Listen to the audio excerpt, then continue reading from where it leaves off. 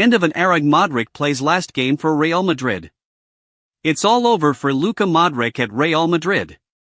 After 597 appearances, 28 trophies in 13 years, the 39-year-old Croat has played his last game for Real. And, while Wednesday's thrashing by Paris Saint-Germain in the Club World Cup semi-final proved a forgettable finale, Modric's career for the Spanish Giants will never be forgotten. Manager Xabi Alonso said, "A bitter end for him, but he is a legend of football and will be remembered forever by Real Madrid." The 2018 Ballon d'Or winner's Real Madrid trophies include 6 Champions Leagues and 4 domestic titles, since joining Real from Spurs in 2012. The moment has arrived. The moment I never wanted to come, but that's football, and in life everything has a beginning and an end, Modric said on Instagram when his exit was announced. "I arrived in 2012 with the hope of wearing the jersey of the best team in the world and the ambition to do great things, but I couldn't have imagined what came next," he said. "Playing for Real Madrid changed my life as a footballer and as a person. I'm proud to have been part of one of the most successful eras of the best club in history."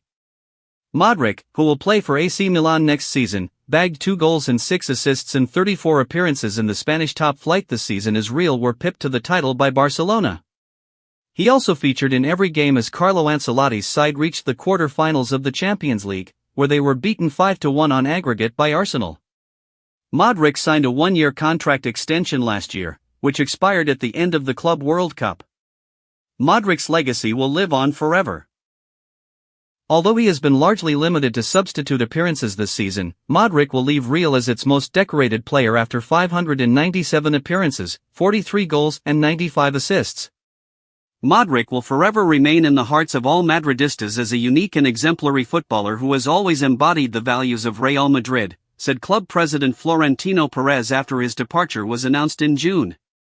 His football has captured the imagination of Madridismo and fans all over the world. His legacy will live on forever. Modric captained Real to 2 trophies in his final season to take his haul to 28 titles, overtaking Nacho Fernandez as the club's most successful player. In addition to the half-dozen Champions League titles, there are 6 FIFA Club World Cups, 5 European Super Cups, 4 La Liga titles, 2 Copa del Rey triumphs and 5 Spanish Super Cups during his 13 seasons at Real. After leading Real to a 2018 Champions League success over Liverpool and then Croatia to the World Cup final in the same year, Modric became the first player other than Cristiano Ronaldo and Lionel Messi to win the Ballon d'Or since 2007. He is also the oldest player to represent Los Blancos in La Liga and their oldest goalscorer, having scored in a 2-1 win over Valencia at the age of 39 years and 116 days, overtaking Ferenc Puskás' mark. Modric was also the 3rd longest-serving member of a Spanish top-flight side, behind Oscar de Marcos of Athletic Club and Atletico Madrid midfielder Koke. In April, the Croatia legend became an investor and co-owner with a minority stake in Championship side Swansea City. It feels like the end of an era.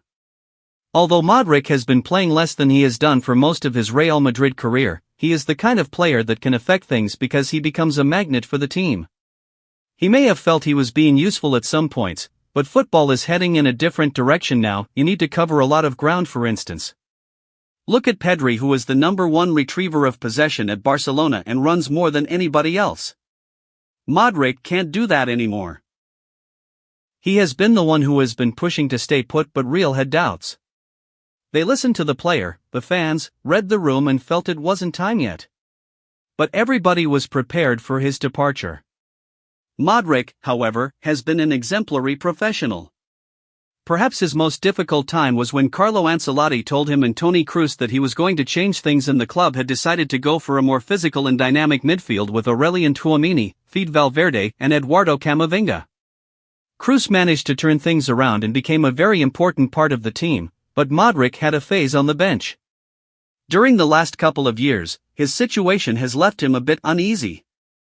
He didn't know where he stood. He felt he could play 90 minutes more often. It was a nightmare for him, but this season, he has understood his role better and has been their leader. But ultimately, this will have been a decision taken by the club.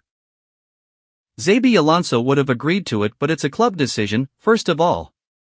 The way Alonso's teams play requires a lot of effort which he cannot ask of Modric. It also feels like the end of an era. There is a new culture that has to be set for this team. Ancelotti has struggled with the fractions and egos in the team, and by getting Modric out, you can build for new leaders, and that might be Real's thinking. Don't forget to like, share and subscribe for the latest football news and transfer updates.